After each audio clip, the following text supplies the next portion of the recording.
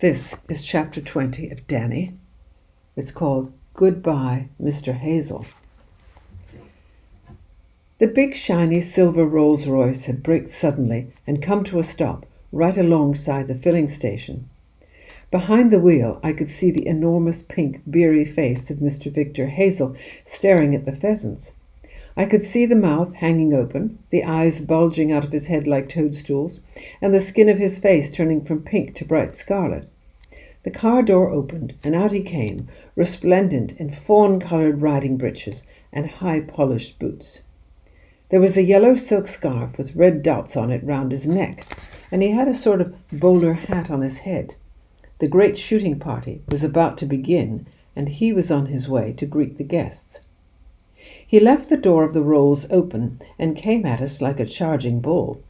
My father, Doc Spencer, and I stood close together in a little group waiting for him. He started shouting at us the moment he got out of the car, and he went on shouting for a long time after that. I am sure you would like to know what he said, but I cannot possibly repeat it here. The language he used was so foul and filthy it scorched my ear holes. Words came out of his mouth that I had never heard before and hope never to hear again.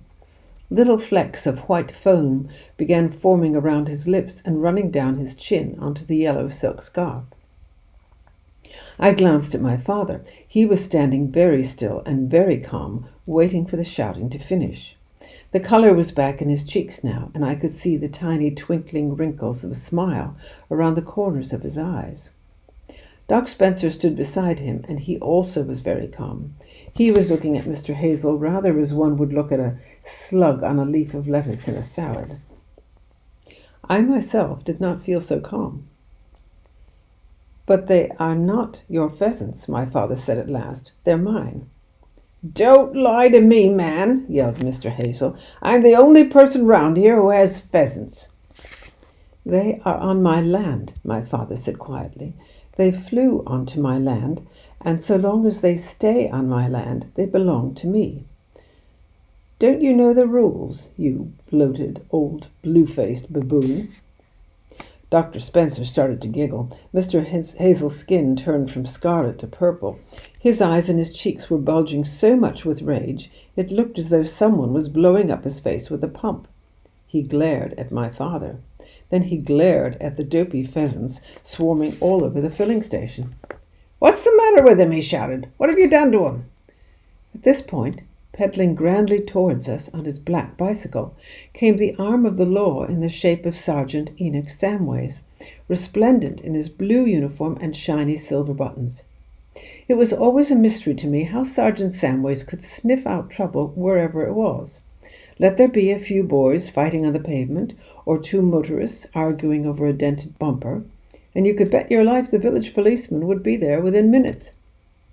We all saw him coming now, and a little hush fell upon the entire company. I imagine the same sort of thing happens when a king or a president enters a room full of chattering people. They all stop talking and stand very still as a mark of respect for a powerful and important person. Sergeant Samways dismounted from his bicycle and threaded his way carefully through the mass of pheasants squatting on the ground.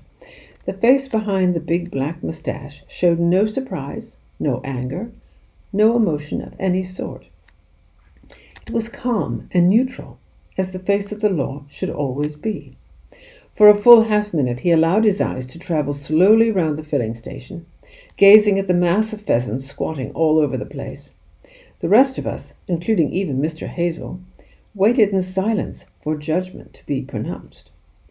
"Well, well, well," said Sergeant Samways at last, puffing out his chest and addressing nobody in particular. "What, may I ask, is happening round here?" Sergeant Samways had a funny habit of sometimes putting the letter H in front of words that shouldn't have an H there at all, and as though to balance things out, he would take away the H from all the words that should have begun with that letter. "I'll tell you what's happening round here," shouted Mr. Hazel, advancing upon the policeman. "These are my pheasants, and this rogue," pointing at my father, "has enticed them out of my woods onto his filthy little station." "Henticed," said Sergeant Samways, looking first at Mr. Hazel, then at us. Enticed them, did you say? Of course they enticed them. Well now, said the sergeant, propping his bicycle carefully against one of our pumps. This is a very interesting accusation, very interesting indeed, because I ain't never heard of nobody enticing a pheasant across 6 miles of fields and open countryside. How do you think this enticing was performed, Mr. Hazel, if I may ask?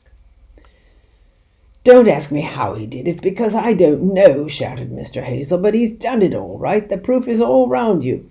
All my finest birds are sitting here in this dirty little filling station when they ought to be up in my own wood getting ready for the shoot.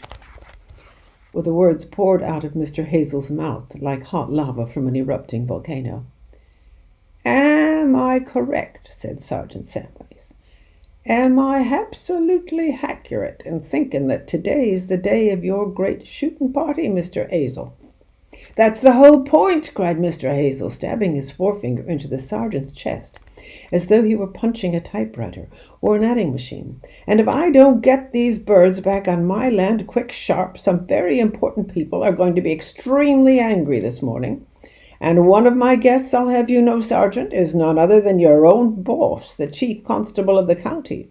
So you had better do something about it fast, hadn't you, unless you want to lose those sergeant stripes of yours.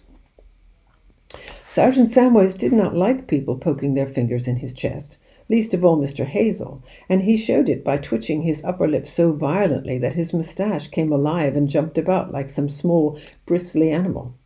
Now, just 1 minute, he said to Mr. Hazel.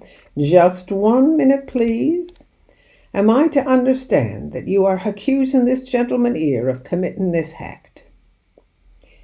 Of course I am, cried Mr. Hazel. I know he did it. And do you have any evidence to support this accusation? The evidence is all around you, shouted Mr. Hazel. Are you blind or something? Now my father stepped forward. He took one small pace to the front and fixed Mr. Hazel with his marvellous bright twinkly eyes. Surely you know how these pheasants came here, he said softly. Surely I do not know how they came here, snapped Mr. Hazel. Then I shall tell you, my father said, because it is quite simple, really. They all knew they were going to be shot today if they stayed in your wood, so they flew in here to wait until the shooting was over. Rubbish, yelled Mr. Hazel. It's not rubbish at all, my father said. They are extremely intelligent birds, pheasants. Isn't that so, Doctor? They have tremendous brain power, Doc Spencer said. They know exactly what's going on. It would undoubtedly be a great honor, my father said, to be shot by the chief constable of the county, and an even greater one to be eaten afterwards by Lord Thistlethwaite. But I do not think a pheasant would see it that way. You are scoundrels, both of you, shouted Mr. Hazel. You are rapscallions of the worst kind. Now then, said Sergeant Samways. Insults ain't going to get us nowhere. They only aggravate things. Therefore, gentlemen, I have a suggestion to put before you. I suggest that we all of us make a big effort to drive these birds back over the road onto Mr. Hazel's land. How does that strike you, Mr. Hazel? It'll be a step in the right direction, Mr. Hazel said. Get on with it, then. How about you, William? The sergeant said to my father. Are you agreeable to this action? I think it's a splendid idea, my father said, giving Sergeant Samways one of his funny looks. I'll be very glad to help. So will Danny. What's he up to now, I wondered, because whenever my father gave somebody one of his funny looks, it meant something funny was going to happen. And Sergeant Samways, I noticed, also had quite a sparkle in his usually stern eye. Come on, my lads, he cried. Let's push these lazy birds over the road. And with that he began striding about the filling station, waving his arms at the pheasants and shouting, Shoo! Shoo! Off you go! Beat it! Get out of here! My father and I joined him in this rather absurd exercise, and for the second time that morning clouds of pheasants rose up into the air, clapping their enormous wings. It was then I realized that in order to fly across the road, the birds would first have to fly over Mr. Hazel's mighty Rolls-Royce, which lay right in their path with its door still open. Most of the pheasants were too dopey to manage this, so down they came again, smack on top of this great silver car. They were all over the roof and the bonnet, sliding and slithering and trying to keep a grip on that beautifully polished surface. I could hear their sharp claws scraping into the paintwork as they straggled and struggled to hang on, and already they were depositing their dirty droppings all over the roof. "Get them off!" screamed Mr. Hazel. "Get them away!" "Don't you worry, Mr. Hazel, sir," Sergeant Samways cried out. "We'll fix him for you. Come on, boys. Easy does it. Shoo him right over the road." "Not on my car, you idiot!" Mr. Hazel bellowed, jumping up and down. "Send them the other way." "We will, sir, we will," answered Sergeant Samways. In less than a minute the Rolls was literally festooned with pheasants, all scratching and scrabbling and making their disgusting runny messes over the shiny silver paint. What is more, I saw at least a dozen of them fly right inside the car, through the open door by the driver's seat.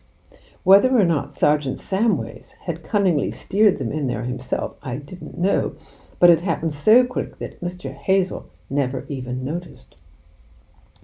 "Get those birds off my car," Mr. Hazel bellowed. "Can't you see they're ruining the paintwork, you madman?" "Paintwork?" Sergeant Samways said. "What paintwork?" He had stopped chasing the pheasants now, and he stood there looking at Mr. Hazel and shaking his head sadly from side to side. "We've done our best, our very best to encourage these birds over the road," he said, "but they're too ignorant to understand." "My car, man," shouted Mr. Hazel. "Get them away from my car." "Ah," the sergeant said, "your car. Yes, I see what you mean, sir. Beastly dirty birds, pheasants are. But why don't you just up in quick and drive her away fast? They'll have to get off then, won't they?" Mr. Hazel, who seemed only too glad of an excuse to escape from this madhouse, made a dash for the open door of the Rolls and leapt into the driver's seat. The moment he was in, Sergeant Samways slammed the door, and suddenly there was the most infernal uproar inside the car as a dozen or more enormous pheasants started squawking and flapping all over their seats and round Mr. Hazel's head. "Drive on, Mr. Hazel, sir," shouted Sergeant Samways through the window in his most commanding policeman's voice. "Hurry up, hurry up, hurry up. Get going quick. There's no time to lose. Ignore them pheasants, Mr. Hazel, and accelerate that engine." Mr. Hazel didn't have much choice. He had to make a run for it now. He started the engine, and the great Rolls shot off down the road with clouds of pheasants rising up from it in all directions. Then an extraordinary thing happened. The pheasants that had flown up off the car stayed up in the air. They didn't come flapping drunkenly down as we'd expected them to. They stayed up and they kept on flying. Over the top of the filling station they flew, and over the caravan, and over the field at the back where our little outdoor lavatory stood, and over the next field, and over the crest of the hill, until they disappeared from sight. "Great Scott!" Doc Spencer cried. "Just look at that! They've recovered! The sleeping pills have worn off at last." Now all the other pheasants around the place were beginning to come awake. They were standing up tall on their legs and ruffling their feathers and turning their heads quickly from side to side. One or two of them started running about. Then all the others started running, and when Sergeant Samways flapped his arms at them, the whole lot took off into the air and flew over the filling station and were gone. Suddenly there was not a pheasant left, and it was very interesting to see that none of them had flown across the road or even down the road in the direction of Hazel's Wood and the great shooting party. Every one of them had flown in exactly the opposite direction. That's all of this chapter.